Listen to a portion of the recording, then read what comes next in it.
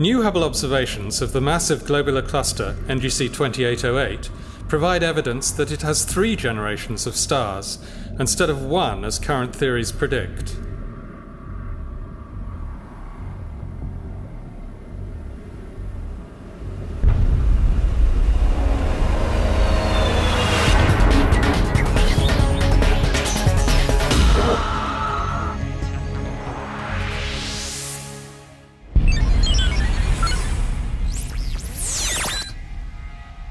This is the Hubblecast, news and images from the NASA ESA Hubble Space Telescope. Travelling through time and space with our host, Dr. J, aka Dr. Joe Liska. Welcome to the Hubblecast. Globular clusters are the homesteaders of our Milky Way galaxy, because they were born during our galaxy's formation. They are compact swarms of typically hundreds of thousands of stars that are being held together by gravity. Now, astronomers have long thought that globular clusters experience a single baby boom of star formation at the beginning of their lives and then settle into a rather quiet existence. New observations by the NASA ESA Hubble Space Telescope is showing that this idea may be too simple.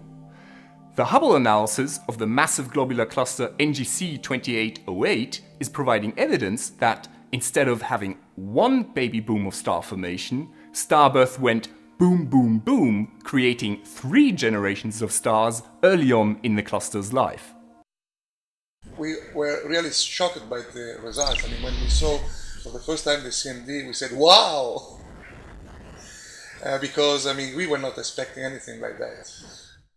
But the picture that we had in mind was that globular clusters were simple stellar systems. Simple because they host stars which have been formed all together at the same time, from the same material, that is with the same composition, and stars which are all at the same distance. I think this is going to change our view of globular clusters, and of course, in this sense, it's a cornerstone result. The astronomers used Hubble's advanced camera for surveys to measure the brightness, seen along this axis, and the colour of the cluster stars, seen here, with blue to the left and red to the right. The measurements showed 3 distinct populations, with each successive generation appearing slightly bluer. This colour difference suggests that successive generations contain a slightly different mix of some chemical elements. We don't really know how it happened, but it may well be that the cluster form a first generation that can expel a lot of material that only later fall down, forming a second generation of stars with completely different chemical properties. That may just an explanation and may be consistent with the fact that NGC 2808 is one of the most massive clusters in the galaxy, so able to retain all this gas. Astronomers commonly believed that globular clusters produced only a single stellar generation, because the energy from that first batch of stars cleared out the remaining gas needed for more stars. But a hefty cluster like NGC 2808, which is 2 to 3 times more massive than typical globular clusters, may have enough gravity to hold on to that gas. Although the astronomers have searched only 2 globular clusters for multiple stellar generations, they say this may be a typical occurrence in other massive clusters as well.